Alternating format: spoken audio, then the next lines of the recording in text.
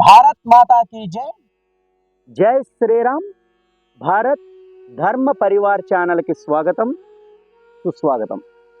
ఈరోజు ఈ వీడియోలో భగవద్గీతలో ఉన్నటువంటి మొదటి అధ్యాయం అయినటువంటి అర్జున విషాద యోగం కోసం తెలుసుకుందాం.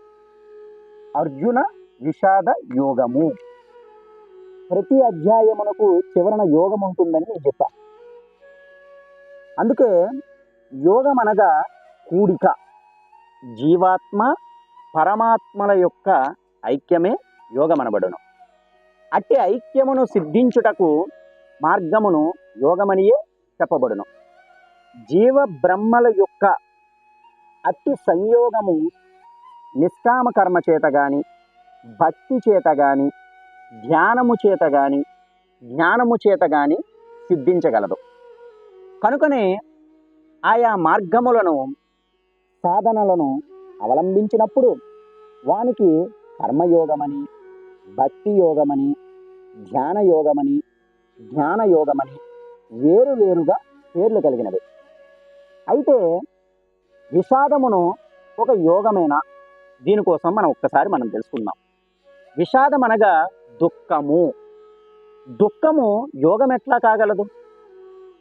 ప్రాపంచిక వస్తువుల కొరకు, భోగ భాగ్యముల కొరకు దుఃఖించుట యోగము కాదు. కానీ దైవము కొరకు, ధర్మము కొరకు దుఃఖించుట యోగమే అవుతుంది. విషాదము యోగము కాదు, కానీ అర్జున విషాద యోగము యోగం అవుతుంది.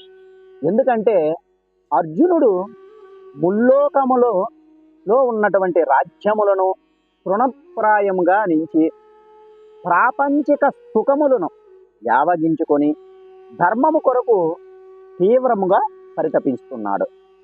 ఇట్టి స్థితి ముముక్షువులకు అత్యవశ్యకమైనది.